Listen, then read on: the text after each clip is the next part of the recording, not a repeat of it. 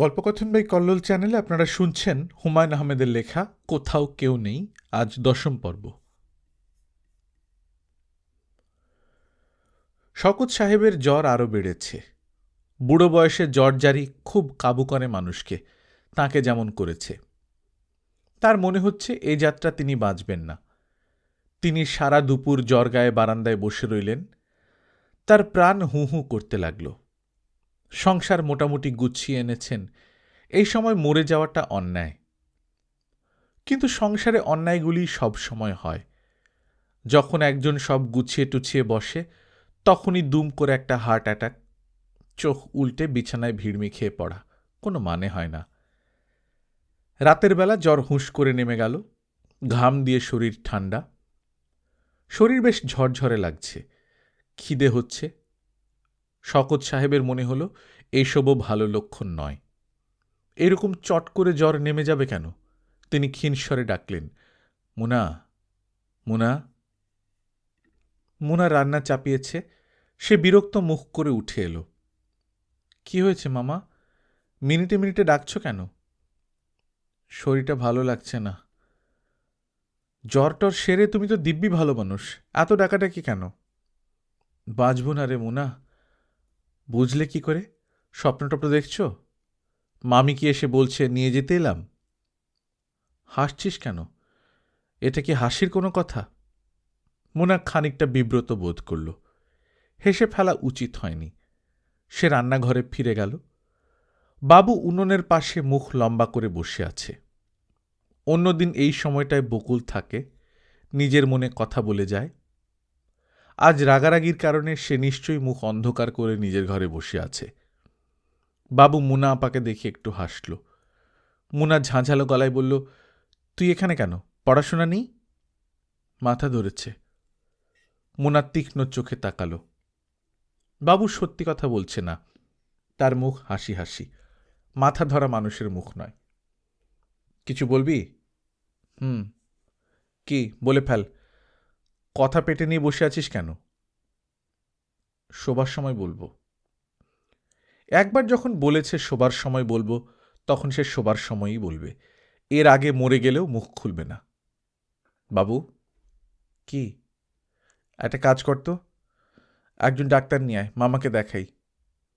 মামার মনে হয় ধারণা হয়েছে তার অসুখ বিসুখকে আমরা তেমন পাত্তা দিচ্ছি না। এখন আনবো?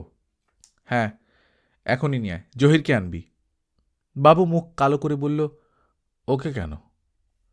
ওকে আনাই তো ভালো, ভিজিট দেওয়ার ঝামেলা থাকবে না, আর জামাই মানুষ শ্বশুরকে দেখবে দরদ দিয়ে। মুনা মুখ নিচু করে হাসতে লাগল। তার কেন জানি খুব মজা লাগছে। সে ঠিক করে রাখল, জহির এলে বকুলকে দিয়ে চা পাঠাবে। আগে থেকে বকুলকে কিছু বলা হবে না। বকুলের মুখের ভাব সে লক্ষ্য করবে দূর থেকে। এরকম ছেলে মানুষই একটি চিন্তা তার মাথায় কেন ঢুকল, এই নিয়েও মুনা খানিকক্ষণ ভাবল। তার মাথাটা কি খারাপ হয়ে যাচ্ছে নাকি? মেয়েদের মাথা খারাপ হয়ে যাওয়া খুব বাজে ব্যাপার।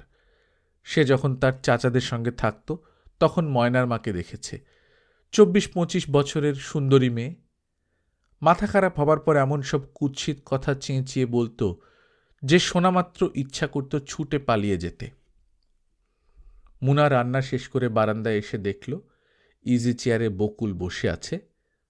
তার চোখে মুখে রাগের কোনো চিহ্ন নেই। সে বোধহয় শুনেছে বাবু গিয়েছে জহিরকে আনতে। বকুল। কি আপা? তোকে আমি খুব জরুরি একটা কথা বলবো, মন দিয়ে শোন। বকুল উঠে দাঁড়াল।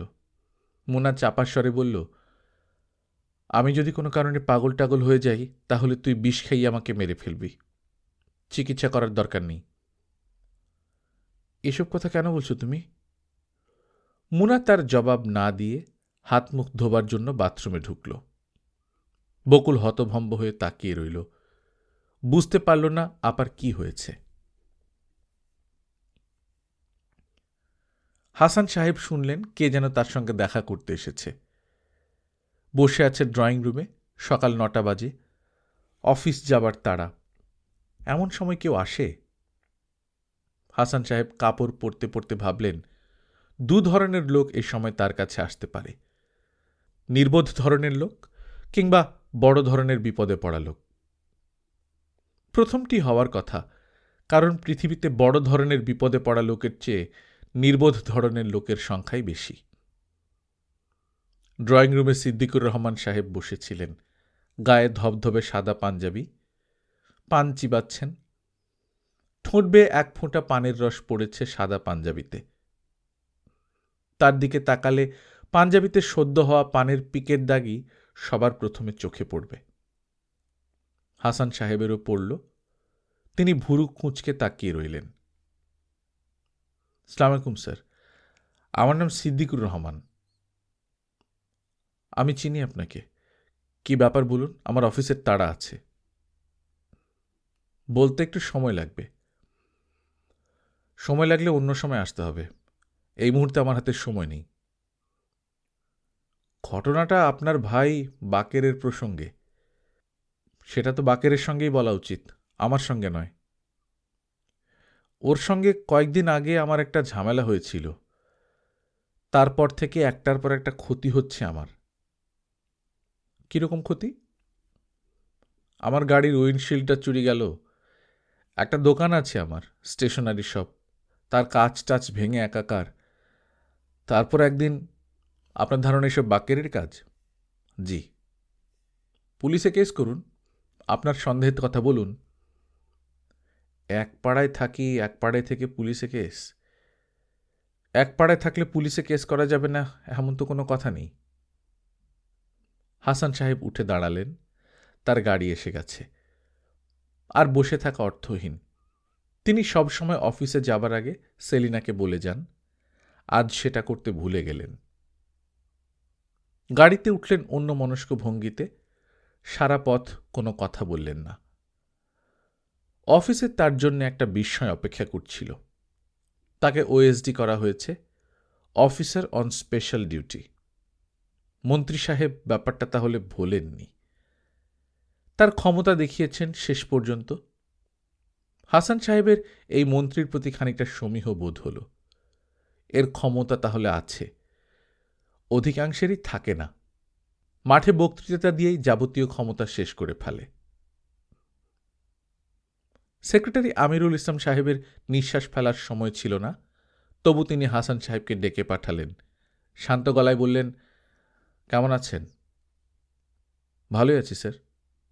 নিন, চা খান। চা খাবার জন্য ডেকে পাঠিয়েছি। Thank you. আপনি মন খারাপ করেছেন নাকি? তা করেছি। মন খারাপ করার কিছু নেই, ব্যাপারটা খুবই সাময়িক। আমি এটা ছেড়ে দেব এরকম মনে করার কোনো কারণ নেই। মন্ত্রী সাহেবের যোগাযোগ আছে, আমার যোগাযোগ তার চেয়ে কম নয়। হাসান সাহেব কিছু বললেন না। আমিরুল ইসলাম সাহেব হাসতে হাসতে বললেন, ক্ষমতার মধ্যে একটা চালাচালির ব্যাপার আছে। একজন একটা চাল দেবে, অন্যজন অন্য চাল দেবে, তার চেয়ে বড় চাল। এরকম চলতেই থাকবে। স্যার, আমি চাকরিটা ছেড়ে দেবার কথা ভাবছি। ওয়াই? বিনা যুদ্ধে নাহি দেব সুচাগ্র মেদিনী, মহাভারতে আছে, পড়েননি? আমিরুল ইসলাম ঘর কাঁপিয়ে হাসতে লাগলেন। মুহূর্তের মধ্যে হাসি থামিয়ে শক্ত মুখে বললেন, কয়েকটা দিন বিশ্রাম করুন, আমি কেমন প্যাঁচ লাগাচ্ছি দেখুন।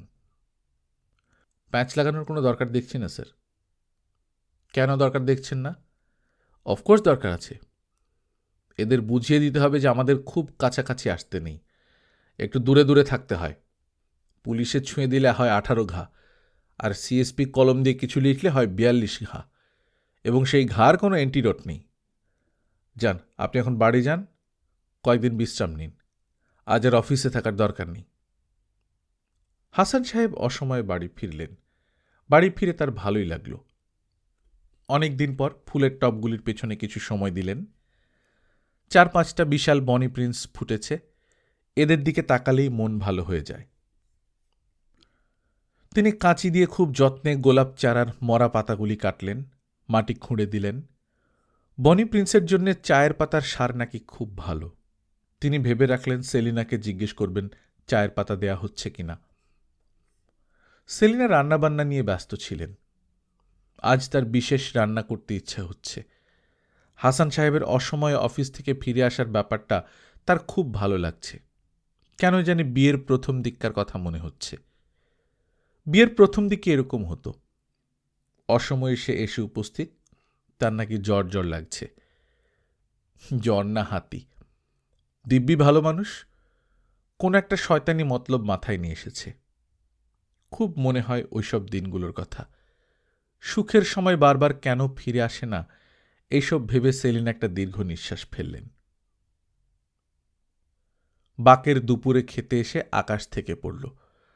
খাবার টেবিলে ভাইয়া বসে আছে। এমন অবস্থা যে উঠে চলে আসা যায় না, আবার বসাও যায় না। অসময়ে ভাইয়া কেন?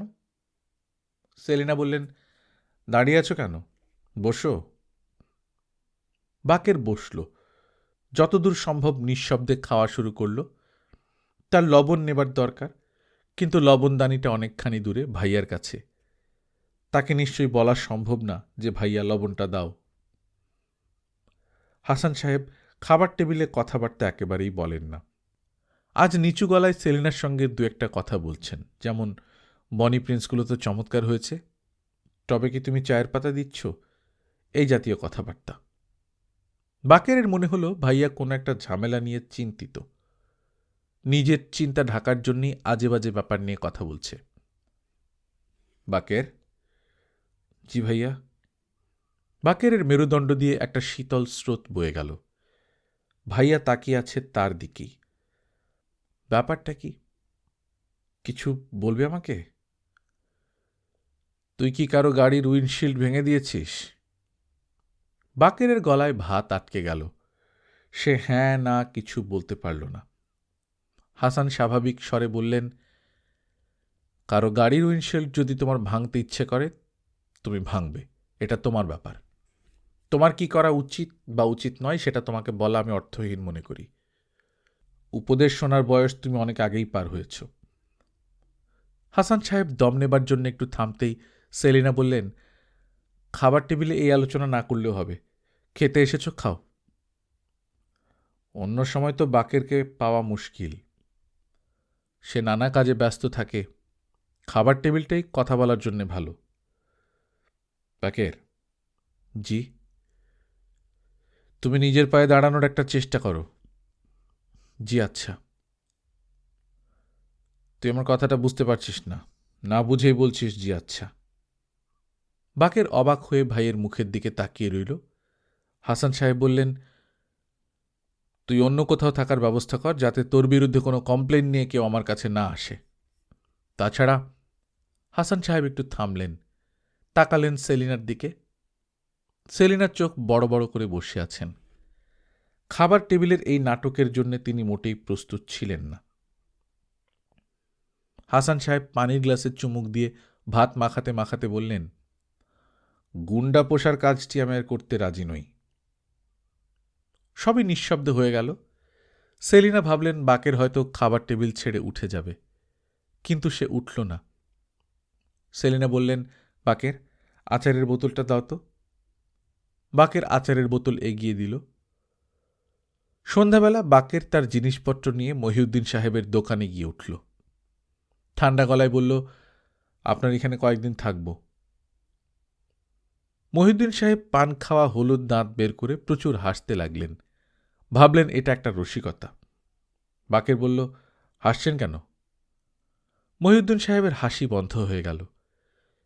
আমি আপনার দোকানে কিছুদিন থাকলে আপনার কোনো অসুবিধা হবে? জি না, অসুবিধা কিসের? তাহলে একটা বোতলের ব্যবস্থা করেন, বন্ধুবান্ধব নিয়ে খাবো। বিদেশি জিনিস আনবেন, অনেকদিন খাওয়া হয় না। মহিউদ্দিন সাহেবের মুখ শুকিয়ে গেল।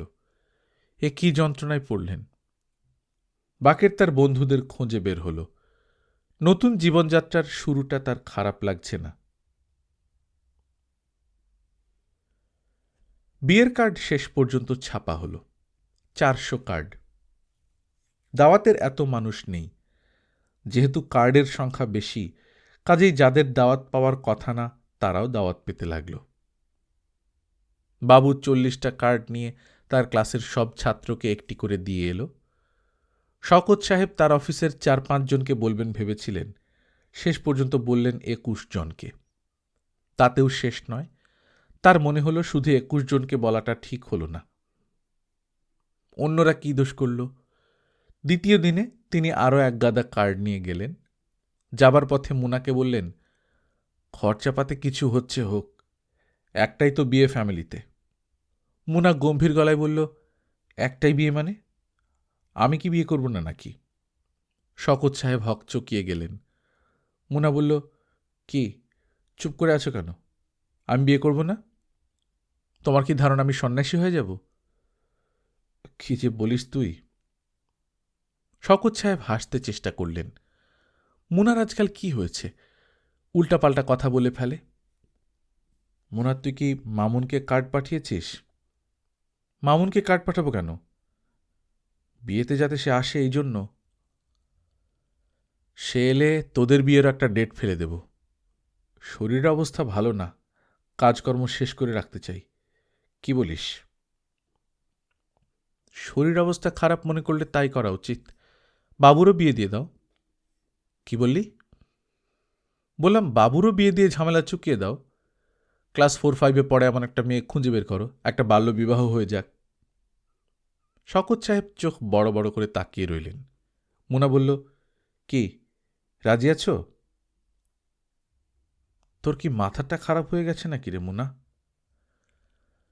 একটা প্র্যাকটিক্যাল কথা বললাম, এর মধ্যে মাথা খারাপের কি দেখলে? মুনা তার মামাকে গভীর সমুদ্রে ফেলে দিয়ে চলে এলো বাবুর কাছে। বাবু স্কুলে যায়নি। দুহাতে মাথা চেপে বসে আছে, তার চোখ লাল। দেখেই মনে হচ্ছে তার অসহ্য যন্ত্রণা হচ্ছে। কিরে বাবু, মাথা ধরেছে? হ্যাঁ। তোর বিয়ের ঠিকঠাক করে এলাম, বালিকা বধূ ঘরে চলে আসবে, মাথা ধরলে মাথা টিপে দেবে। কি খুশি? বাবু তাকিয়ে রইল।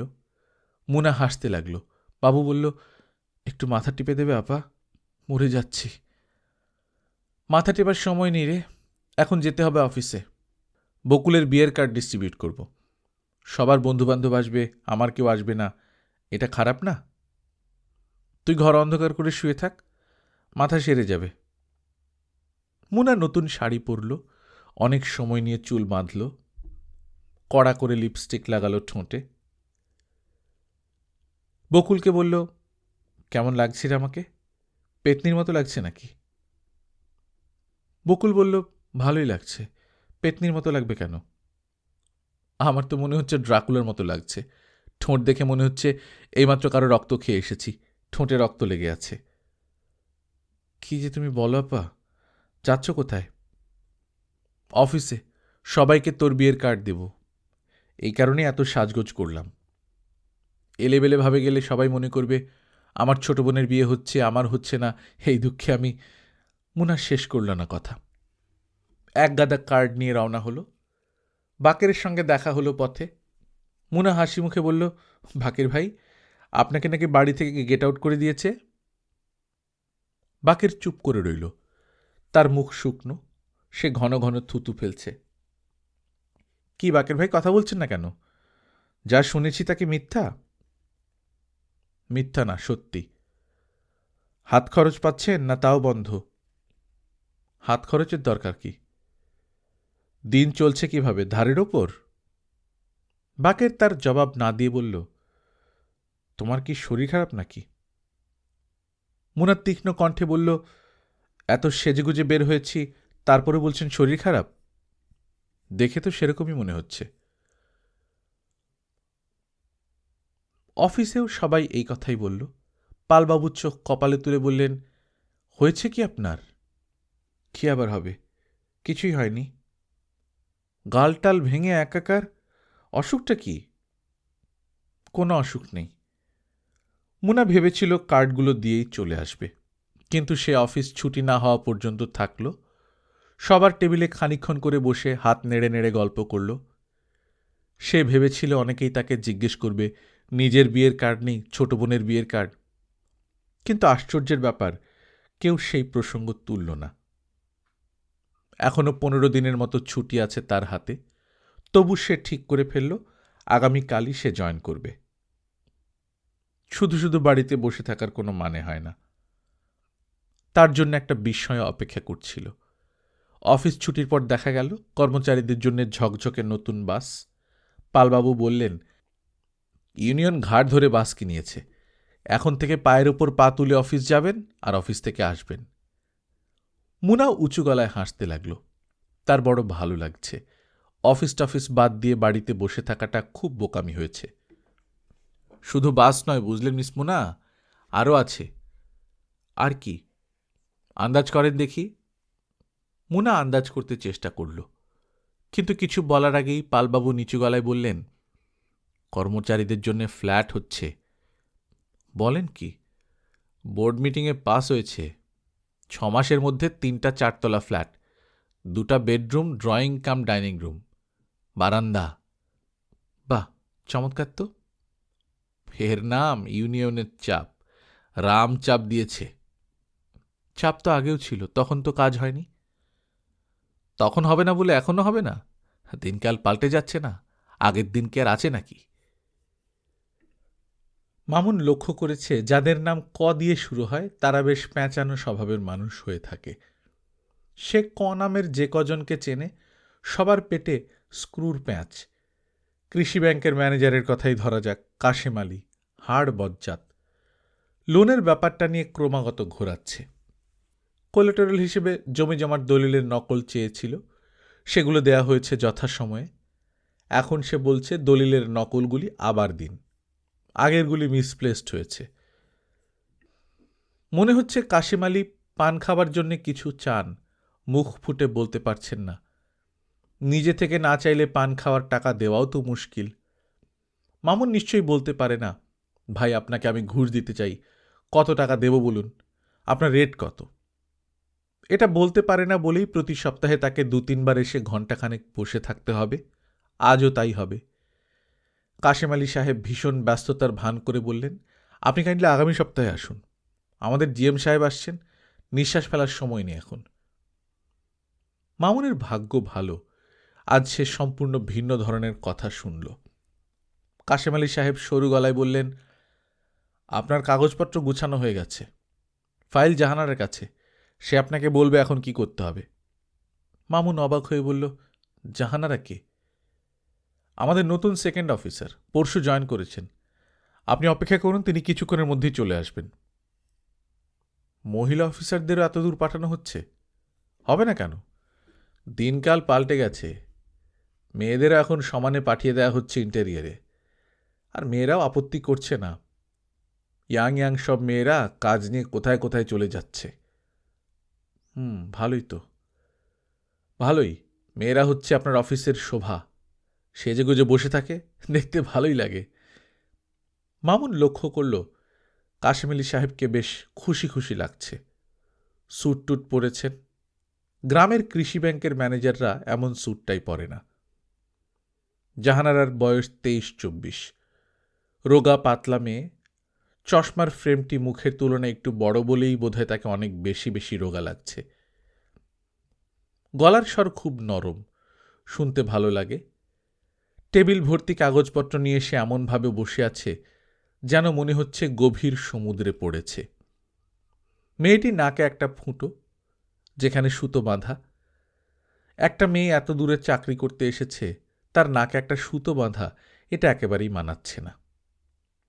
কাশেম আলী সাহেব পরিচয় করিয়ে দিলেন। মামুনের ফাইল বের করে কী সব করতে বললেন। মামুন তার কিছুই বুঝল না, এবং তার মনে হলো মেয়েটিও বুঝতে পারছে না। পরীক্ষার কঠিন প্রশ্নের দিকে মেয়েরা যেভাবে তাকায় সেভাবে তাকাচ্ছে। মামুন হাসি মুখে বলল, এরকম পাড়াগায়ে এলেন কেন? কি করব বলুন, অন্য কোথাও ভ্যাকেন্সি ছিল না, তবে বেশি দিন থাকতে হবে না। এজিএম বলেছেন মাস 2-এর ভেতর ঢাকায় ট্রান্সফারের ব্যবস্থা করবেন। ওইসব মুখের কথা, একেবারেই বিশ্বাস করবেন না। একবার যখন এনে ফেলেছে আর নড়াবে না। মেয়েটির চোখ মুখ অন্ধকার করে বসে রইল, বড় বড় নিঃশ্বাস নিতে লাগল। মামুনের বড় মায়া লাগল। মেয়েটিকে দেখেই বোঝা যাচ্ছে সে বাবা মা ভাই বোন ফেলে এসেছে, আসতে হয়েছে অর্থনৈতিক কারণে। সংসার চলছে হয়তো বাবার পেনশন এবং মেয়ের চাকরির টাকায়। এখানে থাকেন কোথায়? ম্যানেজার সাহেবের বাসায়। উনি ফ্যামিলি নিয়ে থাকেন। একটা কামরা আমাকে ছেড়ে দিয়েছেন। অসুবিধা হচ্ছে না তো? জি না। অসুবিধা হলে বলবেন, আমি এখানকারই ছেলে। মেয়েটি অল্প হেসে কাগজপত্রের দিকে ঝুঁকে পড়ল, যেন সে কথাবার্তা আর চালিয়ে যেতে আগ্রহী নয়। মামুনের হঠাৎ করে মনে হল এই মেয়েটির সঙ্গে মুনার কোথায় যেন মিল আছে। সেই মিলটি কোথায় তা সে ধরতে পারছে না। অমিলগুলো ধরা পড়ছে সহজেই। চেহারাও দুজনের দুরকম। মুনার মুখ লম্বাটে, এই মেয়েটির মুখটি গোলাকার। তাহলে মিলের ব্যাপারটা আসছে কেন? মুনার সঙ্গে যেই পরিস্থিতিতে আলাপ হয়েছিল, এই মেয়েটির সঙ্গেও সেরকম পরিস্থিতি আলাপ, এটি কি কারণ? একটা কাজের ব্যাপারে সে মোনাদের অফিসে গিয়েছিল। কাজটি তেমন জটিল কিছু ছিল না, কিন্তু সেটি নিয়েই মুনা বেশ হাবুডুবু খাচ্ছিল। আজ যেমন এই মেয়েটি খাচ্ছে। কিছু কিছু ঘটনা কি আমাদের জীবনে ঘুরে ঘুরে আসে? জাহানারা বলল, আপনি খানিকক্ষণ বসুন। মামুন হাসি মুখে বলল, বসেই তো আছি, প্রায়ই আসি এবং বসেই থাকি। মামুন ভেবেছিল মেয়েটি কথার পিঠে কোনো কথা বলবে, ইন্টেলিজেন্ট কিছু বলতে চেষ্টা করবে, তা ঠিক ইন্টেলিজেন্ট হবে না। কিন্তু জাহানারা কিছুই বলল না। গভীর মনোযোগে ফাইল উল্টাতে লাগল। একটি মেয়ের সামনে চুপচাপ বসে থাকা কঠিন ব্যাপার, কিন্তু একা একা বকবক করা আরও কঠিন। আমাদের জায়গাটা কেমন লাগছে? ভালোই। আগে কখনো গ্রামে কাটিয়েছেন? না। শহরেই মানুষ? ঠিক শহর না, মফস্বল শহর। কোন মফস্বল শহর? জাহানারা তার জবাব না দিয়ে শান্ত গলায় বলল, আপনাকে আর আমাদের এখানে আসতে হবে না। কাগজপত্র সব ঢাকায় পাঠিয়ে দিচ্ছি। লোন স্যাংশন হয়ে গেলেই আপনাকে খবর দেওয়া হবে। স্যাংশন হবে তো? নিশ্চয়ই হবে। হবে না কেন? ঘরে বসে থাকলেই হবে, না ধরাধরির ব্যাপার আছে? আপনাতেই হবে। এদেশে আপনাতে কিছুই হয় না। জাহানারা এই কথারও জবাব দিল না, অন্য কী সব কাগজপত্র দেখতে লাগল। মামুনের এখন উঠে পড়া উচিত, কিন্তু সে উঠল না। কেমন যেন এক ধরনের আলস্য লাগছে। উঠি, আবার দেখা হবে। মেয়েটি সামান্য হাসল। মুনার হাসির সঙ্গে এই মেয়েটির হাসির কি কোনো মিল আছে?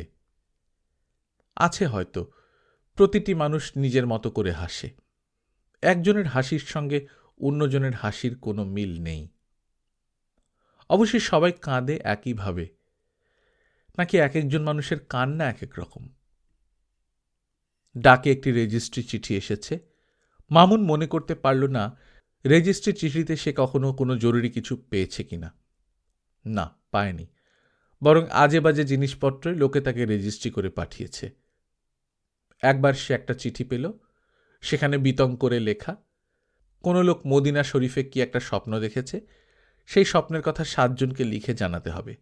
যদি না জানানো হয় তাহলে বিরাট ক্ষতি হবে।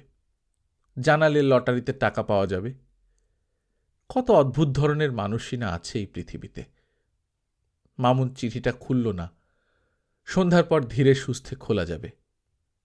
সন্ধ্যার পর তার কিছু করার থাকে না, তখন চিঠিটা পড়তে ভালোই লাগবে। এমনও তো হতে পারে এটা মুনার চিঠি। আবেগ টাবেগ দিয়ে এক গাদা কথা লিখেছে, যার মূল বক্তব্য হচ্ছে, যা হবার হয়েছে, এখন তুমি এসো। এই জাতীয় চিঠি পেলে তার তৎক্ষণাৎ ছুটে যাওয়ার কোনো কারণ নেই, বরং উল্টোটা করতে হবে। চিঠির জবাব না দিয়ে গ্যাঁট হয়ে বসে থাকতে হবে। তারপর আসবে দ্বিতীয় চিঠি, দ্বিতীয় চিঠির পর তৃতীয় চিঠি। তৃতীয় চিঠির জবাবও যখন আসবে না, তখন হয়তো সে নিজেই চলে আসবে। চমৎকার হবে ব্যাপারটা। মামুন সন্ধ্যা পর্যন্ত অপেক্ষা করতে পারল না। বিকেলে চিঠি খুলে ফেলল। বকুলের বিয়ের কার্ড, সঙ্গে চিঠিপত্র কিছু নেই, একটা লাইন পর্যন্ত না। এর মানে কি? খামের ঠিকানাও কি মুনার লেখা নয়? ম্যানেজারের বাসায় থাকাটা জাহানারার সহ্য হচ্ছে না। ভদ্রলোক রোজ তার স্ত্রীর সঙ্গে ঝগড়া করছেন। বেগুন দিয়ে ডিমের তরকারি রান্নার বদলে ম্যানেজার সাহেবের স্ত্রী আলু দিয়ে তরকারিটা রেঁধেছেন। এতেই ভূমিকম্প হয়ে যাচ্ছে। পেয়েছেটা কি তুমি? যা ইচ্ছে তাই করবে? এমন তো না যে ঘরে বেগুন ছিল না, আমি নিজে কিনে দিয়েছি। ঘরে থেকে জিনিস পচবে আর তুমি লোক পাঠিয়ে আলু কিনে আনবে। এই তরকারি আমি খাবো না, ফেলে দিয়ে এসো, এক্ষুনি ফেলে দিয়ে এসো। অসহ্য। ভদ্রলোক কখনো বোধহয় ভাবেন না যে এই বাড়িতে বাইরের একজন আছে, তার সামনে অন্তত কিছুটা সংযত আচরণ করা উচিত। স্ত্রীকে পশুর মতো কি কেউ দেখে এই সময়? আর মেয়েটি এমন বোকা, একটি কথাও বলবে না, নিঃশব্দে গালাগাল হজম করবে। মাঝে মাঝে জাহানারীর বলতে ইচ্ছে করে, এসব কি শুরু করেছেন? কিন্তু তা বলা সম্ভব নয়। অনেক কিছুই আমরা বলতে চাই, বলতে পারি না। দাঁতে দাঁত চেপে সহ্য করতে হয়। অবশ্যই জাহানারা একটা ঘর নেবার চেষ্টা করছে, যদিও সে জানে একা একা একটা বাড়ি ভাড়া করে থাকা তার পক্ষে সম্ভব নয়। ঢাকা থেকে মা এবং ভাই বোনদের নিয়ে আসার প্রশ্নই ওঠে না। বোন দুটির স্কুল আছে, ছোট ভাই অনার্স পরীক্ষা দিচ্ছে, বাবার শরীরও ভালো নয়। তবু জাহানারা যাকে পাচ্ছে তাকেই বলছে, আমার জন্য একটা বাসা টাসা দেখবেন। কেউ তার কথায় তেমন গুরুত্ব দিচ্ছে না। গুরুত্ব দেবার কথাও নয়। এরকম পাড়াগাঁ জায়গায় লোকজন ভাড়া দেবার জন্য গন্ডায় গন্ডায় বাড়ি রাখে না। ম্যানেজার সাহেব একদিন বেশ গম্ভীর হয়ে বললেন, শুনছি চারদিকে আপনি বাড়ি খুঁজছেন। জাহানারা কিছু বলল না। আমার এখানে আপনার কি কোনো অসুবিধা হচ্ছে? জি না স্যার।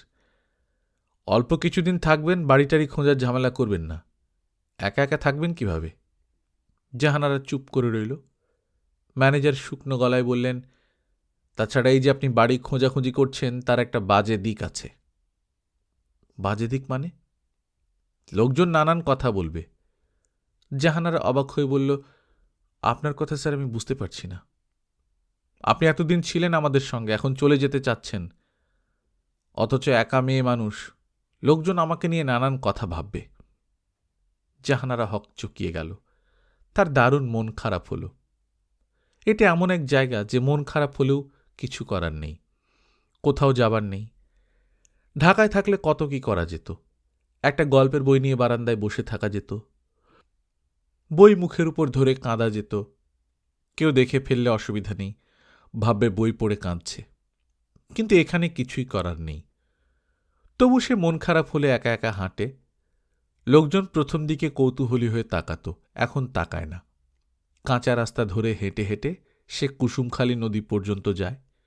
মরা নদী, তবে বর্ষার সময় নদী নাকি খুব ফুলে ফেঁপে ওঠে। ম্যানেজার সাহেবের কাছে শুনেছে সেটা নাকি একটা দেখার মতো ব্যাপার।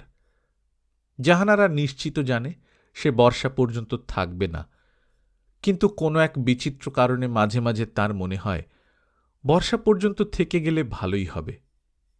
নদীর যে দিকটায় জাহানারা যায় সেখানে শ্মশান ঘাট, ভাঙা হাড়িকুড়ি আছে। শ্মশান যাত্রীদের বিশ্রামের জন্য একটা শ্যাওলা ধরা পাকা ঘর আছে।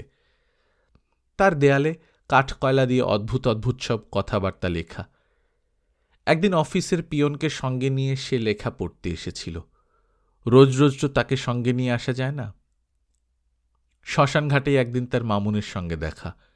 মামুন চোখ কপালে তুলে বলল, এখানে কি করছেন? জাহানারা বিব্রত ভঙ্গিতে বলল, কিছু করছি না, বেড়াচ্ছি। বেড়াচ্ছেন মানে? এটা কি বেড়াবার জায়গা? কেন, ভূত আছে নাকি? ভূত আছে কিনা জানি না, তবে এখানে 71-এর যুদ্ধের সময় বহু মানুষকে গুলি করে মেরেছে। আমরা এদিকটা কেউ আসি না। এই তো আপনি এসেছেন। আমি আপনার জন্য এসেছি। দূর থেকে দেখলাম শাড়ি পরা একটা মেয়ে ঘুরছে, তাও শহরের মেয়ে। আপনার ব্যাপারটা কি বলুন তো? ব্যাপার কিছু না, বেড়াচ্ছিলাম। বেড়াবার জায়গা তো নেই। জায়গা থাকবে না কেন? বিরাট একটা দেয়াল আছে, সার দেয়াল নাম। কারা তৈরি করেছে কেউ জানে না, বিশাল ব্যাপার। দেখলে অবাক হয়ে যাবেন। জাহানারা কিছু বলল না। লোকটির তাকে বেড়াতে নিয়ে যাবার এই বাড়াবাড়ি আগ্রহ ভালো লাগছে না। কি, যাবেন সার দেয়াল দেখতে? জি না। এখান থেকে মাইল দুয়েক দূরে একটা বড় গঞ্জ আছে, একটা সিনেমা হলও হয়েছে। গিয়েছেন সেখানে? জি না। যাবেন? যেতে চাইলে আমি নিয়ে যেতে পারি। থ্যাঙ্কস, আমি কোথাও যাব না। জাহানারা হাঁটতে শুরু করল। মামুন আসছে তার পাশাপাশি। এরকম সরু রাস্তায় পাশাপাশি হাঁটার দরকার কি? একবার গায়ে গা লেগে গেলে জাহানারা বিরক্ত গলায় বলল, আপনি আগে আগে যান, আমি আসছি আপনার পেছনে। পাশাপাশি না হাঁটলে গল্প করা যাবে না তো। গল্প করার সময় মাঝে মাঝে মুখের দিকে তাকাতে হয়, অন্যের মুখের ভাবের দিকে লক্ষ্য রাখতে হয়। আপনিও কি লক্ষ্য রাখছেন? হ্যাঁ, রাখছি, এবং বুঝতে পারছি আপনি আমার উপর অসম্ভব বিরক্ত হচ্ছেন। তা হচ্ছি। বিরক্ত হবার কিন্তু কোনো কারণ নেই। আপনি যদি মনে করে থাকেন আপনার সঙ্গে খাতির জমানোর জন্য বেড়াতে টেড়াতে নিতে যাচ্ছি, তাহলে ভুল করবেন। ওই জাতীয় কোনো উদ্দেশ্য আমার নেই। আপনাকে কেমন লোনলি লাগছিল তাই বললাম। যাই তাহলে। মামুন লম্বা লম্বা পা ফেলে ডান দিকে রওনা হল। জাহানারার অস্বস্তির সীমা রইল না। আগামীকাল বকুলের গায়ে হলুদ। গায়ে হলুদ জাতীয় অনুষ্ঠানের আগের দিনটি যেমন জমজমাট হওয়া উচিত তেমন লাগছে না। বকুলের মনে হলো সবাই কেমন যেন গা ছেড়ে দিয়েছে। মুনাপা যথারীতি অফিসে চলে গিয়েছে। আজ অফিসে না গেলে কি হতো? বাবুও রান্নাঘরে ভাত নিয়ে বসেছে, সেও বোধহয় স্কুলে যাবে। কি আশ্চর্য, এত বড় উৎসবের ঠিক আগের দিনটিতে সবাই সবার কাজ নিয়ে ব্যস্ত। যেন গায়ে হলুদ খুব সাধারণ ব্যাপার। এ বাড়িতে রোজই এরকম একটা উৎসব হচ্ছে। বকুল বেশ মন খারাপ করে রান্নাঘরে গেল। ইতস্তত করে বলল, স্কুলে যাচ্ছিস বাবু? তোরা যদি সবাই যার যার ধান্দায় বেরিয়ে যাস, তাহলে ঘরের কাজগুলো কে করবে? ঘরের কি কাজ? বকুলের কান্না পেয়ে গেল। কাল তার গায়ে হলুদ, আর আজ বাবু বলছে ঘরের কি কাজ? কত কিছু করে লোকজন, ঘর সাজায়, কলা গাছ পোঁতে, কি কি রান্না হবে তার লিস্ট করে। তার বেলায় কিছুই হচ্ছে না। প্রথম দিকে বাবা খানিকটা উৎসাহ দেখিয়েছেন, এখন তার উৎসাহ নেই। অফিস যাবার সময় মুখটা এমন গম্ভীর করে রাখলেন। বকুলের সঙ্গে দেখা হলো, কিন্তু একটি কথাও বললেন না। এর মানে কি এই যে বকুলের বিয়েটা কেউ পছন্দ করছে না? বাবু হাত ধুতে ধুতে বলল, কি কাজ বললে না? বকুল মুখ কালো করে বলল, কোনো কাজ নেই। কাজ আবার কি? কিছু আনতে হলে বলো। আনতে হবে না কিছু। বকুল তার ঘরে চলে গেল। সে আজ সারাদিন শুয়ে শুয়ে গল্পের বই পড়বে। 3টা গল্পের বই হাতে আছে। একটা বইয়ের নাম এক বৃন্তে 2টি ফুল। খুব নাকি ভালো বই। টিনা ভাবির মতে অসাধারণ বই। টিনা ভাবির কথার তেমন গুরুত্ব অবশ্যই নেই। সে অতি অখাদ্য বইকেও মাঝে মাঝে বলে অসাধারণ। 10 পাতা পড়বার পর বকুলের মনে হলো সে কি পড়ছে তা সে নিজেই বুঝতে পারছে না। এলোমেলো হয়ে যাচ্ছে, মন বসছে না। বাড়িতে কোনো লোকজন নেই। যে কাজের মেয়েটি ছিল সে পরশুদিন মুনাপার 2টি শাড়ি চুরি করে পালিয়েছে। কেমন নির্জন চারদিক। বকুলের গা ছমছম করতে লাগল। তার শ্বশুরবাড়ি নিশ্চয়ই এমন নির্জন হবে না। চারপাশে লোকজন থাকবে। সেটা হবে একটা হইচইয়ের বাড়ি, আনন্দের বাড়ি। অদেখা সুখ ও আনন্দের কথা ভাবতে ভাবতে বকুলের চোখ ভিজে উঠতে লাগল। দরজার কড়া নড়ছে। বকুলের উঠে গিয়ে দরজা খুলতে ইচ্ছে হল না। কোনো ভিখিরি নিশ্চয়ই। আজকাল ভিখিরিরা খুব গম্ভীর ভঙ্গিতে দরজায় কড়া নাড়ে, কলিং বেল টিপে ভিক্ষা চায়। কড়া নেড়েই যাচ্ছে। এ ভিখিরি নয়। বকুল চোখ মুছে দরজা খুলল। টিনা ভাবি বিরাট একটা প্যাকেট হাতে দাঁড়িয়ে আছেন। ঘুমোচ্ছিলে নাকি? 1 ঘন্টা ধরে দরজা হাঁকাচ্ছি, চোখ লাল কেন? বকুল জবাব দিল না। টিনা বিরক্ত হয়ে বলল, বাড়িঘরের এই অবস্থা কেন? এটাকে তো বিয়ে বাড়ি মনে হচ্ছে না। মনে হচ্ছে তোদের কোনো আত্মীয় স্বজন মারা গেছে। যা ময়দার লেই তৈরি কর। কেন? কেন কি ঘর সাজাবো? জানি তো তোরা কিছু কেউ করবি না। কাগজপত্র নিয়ে এসেছি। কাঁচি আছে ঘরে? জি আছে। বের কর। বাবু কোথায়? স্কুলে। আজকের দিনটা স্কুলে না গেলে হতো না? কিসব অদ্ভুত ভাই বোন তোরা। নিজের বিয়ের জন্য রঙিন কাগজের মালা বানানো খুবই অস্বস্তির ব্যাপার, কিন্তু উপায় নেই। টিনা ভাবি ছাড়বে না। মুখে এমন অন্ধকার করে রেখেছিস কেন রে বকুল? কিছু ভালো লাগছে না ভাবি। বিয়ের আগের রাতে এরকম হয়। হঠাৎ করে মনের মধ্যে একটা ভয় ঢুকে যায়। ভয়টা কেটে যায় বিয়ের রাতেই। এই বলেই টিনা মিটিমিটি হাসতে লাগলো। বকুল, কি?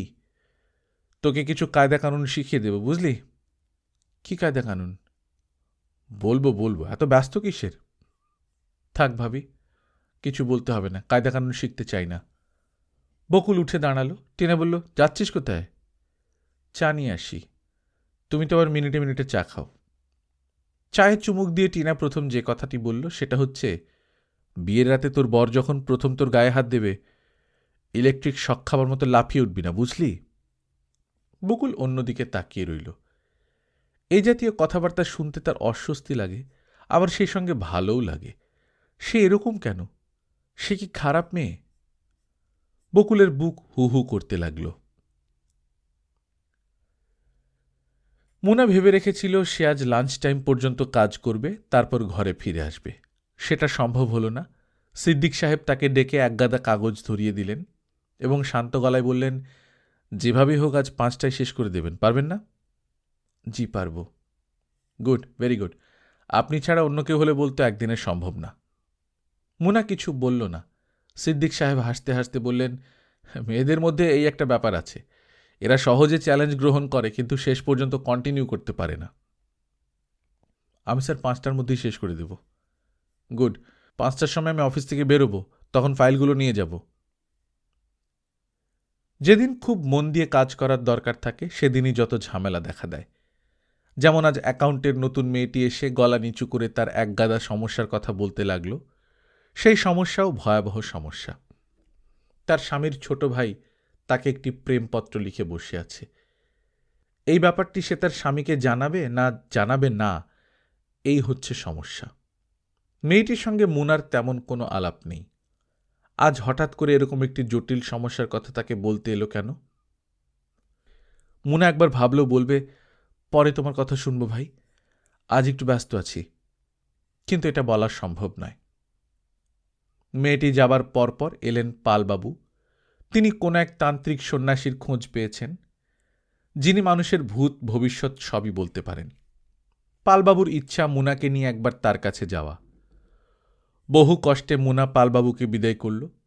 তখন এসে উপস্থিত হলেন শওকত সাহেব। মুনা বিরক্ত হয়ে বলল, কি ব্যাপার মামা? তোর সঙ্গে একটা জরুরি কথা আছে। জরুরি কথা বাসায় গিয়ে শুনব, এখন কাজ আছে, তুমি যাও। না, এখনই বলতে হবে। বলো তাহলে। 1 মিনিটের মধ্যে বলে শেষ করতে হবে। এখানে বলা যাবে না, বাইরে আয়। বাইরে কোথায় যাব? চল তোদের ক্যান্টিনে যাই, জায়গাটা নিরিবিলি। ক্যান্টিনে যেতে পারবো না, যা বলার এখানেই বলো। আমি টেবিল ছেড়ে উঠব না। শওকত সাহেব বেশ কিছুক্ষণ চুপ করে বসে রইলেন। মুনা তাকিয়ে রইল। বড় ঝামেলায় পড়া গেল। মামা বলো। বলছি বলছি বলে তিনি মুখ বন্ধ করে বসে রইলেন। তার কপালে বিন্দু বিন্দু ঘাম দেখা দিল। মুনা বলো, শুনছি। বকুলের বিয়েটা বন্ধ করে দেয়া দরকার। ওদের খবর পাঠিয়ে দিয়ে বিয়ে হবে না। কেন? কাল রাতে একটা স্বপ্ন দেখলাম, খারাপ স্বপ্ন। ভোর রাতে স্বপ্নটা দেখলাম। তুমি স্বপ্ন দেখেছো জন্য বিয়ে হবে না? স্বপ্নটা শুনলে তুই বুঝবি। কিছু শুনতে হবে না, তুমি বাড়িতে গিয়ে ঘুমাও। আমার কথাটা পুরোপুরি শোন। স্বপ্ন দেখলাম তোর মামি এসে আমাকে বলছে, জহির ছেলেটা ভালো না, ও আমার মেয়েকে গলা টিপে মেরে ফেলবে। তারপর দেখলাম বকুল শুয়ে আছে আর জহির একটা বটি হাতে নিয়ে ঘরে ঢুকছে। এই সময় ঘুমটা ভেঙে গেল। মুনা বলল, চা খাবে মামা? শওকত সাহেব কিছু বললেন না। চা এনে দিচ্ছি, খাও, তারপর বাড়ি চলে যাও। আর কিছু বলবি না? না।